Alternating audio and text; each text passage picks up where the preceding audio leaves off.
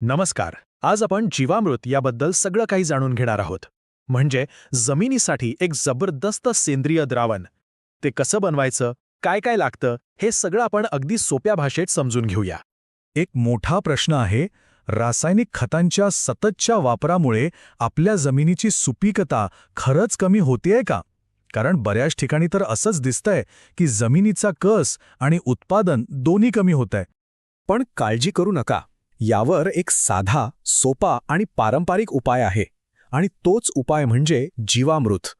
आता एक गोष्ट नीट लक्षात घ्या.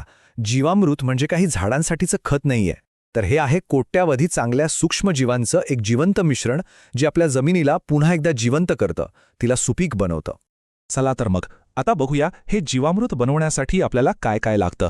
मुख्य म्हणजे फक्त 5 गोष्टी लागतात. सगळ्यात आधी आपल्याला लागेल ताजं शेण. आणि हो, शक्यतोवर देशी गाईचंच घ्या, कारण त्यात सगळ्यात जास्त फायदेशीर जीवाणू असतात. दुसरी गोष्ट म्हणजे गोमूत्र. हे जमिनीला आवश्यक पोषक तत्व तर देतच, पण तिची सुपीकता वाढवायला पण खूप मदत करतं.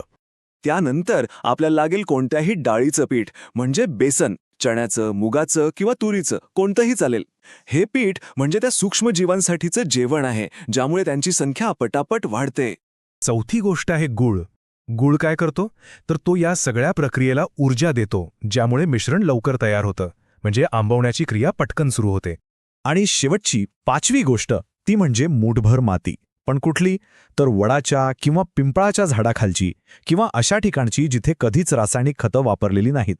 या मातीतूनच तर आपल्या मिश्रणात नैसर्गिक आणि विविध प्रकारचे जीवाणू येतात.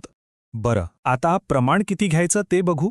200 लिटर पाण्याच्या ड्रमसाठी हे प्रमाण आहे. आता एक गोष्ट लक्षात घ्या, वेगवेगळ्या ठिकाणी तुम्हाला हे प्रमाण थोडं कमी जास्त दिसेल, पण हे जे प्रमाण आपण बघतोय हे एक स्टँडर्ड प्रमाण आहे आणि एकदम परफेक्ट काम करतं. ठीक आहे, साहित्य तर जमलं.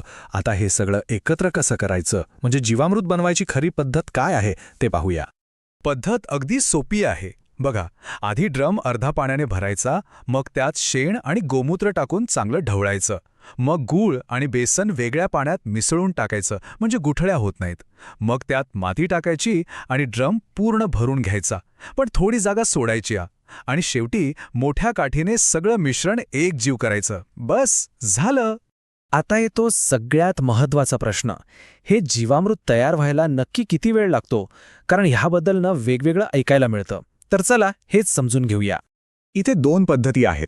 एक आहे जलद पद्धत, जी 3 ते 7 दिवसात तयार होते. हे तात्काळ वापरासाठी ठीक आहे. एक प्रकारचं द्रव खत मिळतं. पण दुसरी आहे संपूर्ण पद्धत, जिथे 21 ते 45 दिवस किंवा त्याहून जास्त वेळ लागतो. यात काय होतं? तर सूक्ष्मजीवांची पूर्ण वाढ होते आणि एक खूप शक्तिशाली जिवंत मिश्रण तयार होतं. त्यामुळे थोडा वेळ दिला तर परिणाम जास्त चांगले मिळतात. चला, समजा आता आपलं जीवामृत तयार झालंय, मग ते वापरायचं कसं? शेतात कसं द्यायचं? हे बघा, एका एकरसाठी साधारण 200 लिटर जीवामृत वापरतात. हे पाण्याच्या पाटातून देऊ शकता, ठिबक किंवा तुषार सिंचनातूनही देऊ शकता. पण त्यासाठी ते गाळून घ्यावं लागेल, किंवा थेट झाडाच्या बुंद्याची ओतू शकता. इतकंच नाही तर कंपोस्ट खतात मिसळून घन जीवामृतही बनवू शकता. अगदी पानांवर फवारणीसुद्धा करता येते, पण त्यासाठी ते गाळून आणि पाणी मिसळून थोडं पातळ करावं लागतं. उद्देश एकच, हे जीवाणू जमिनीपर्यंत पोचले पाहिजेत.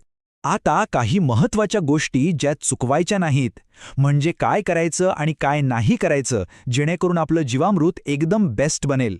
पहिली गोष्ट, ड्रम कधीही थेट उन्हात ठेवायचा नाही. सूक्ष्मजीवांना ऊन सहन होत नाही, म्हणून नेहमी थंड आणि सावलीच्या जागीच ठेवा. दुसरी गोष्ट, ड्रमचं तोंड कधीही घट्ट बंद करू नका, म्हणजे हवा बंद करू नका. कारण आतमध्ये गॅस तयार होतात, ते बाहेर पडायला हवेत. म्हणून त्यावर फक्त एखादं कापड किंवा गोंडपाट झाका. आणि तिसरी सगळ्यात महत्त्वाची गोष्ट, रोज दिवसातून एकदा किंवा 2दा या द्रावणाला काठीने ढवळायला विसरू नका, विशेषतः पहिल्या आठवड्यात. असं केल्याने त्यात हवा खेळती राहते आणि जीवाणूंची वाढ एकदम झपाट्याने होते.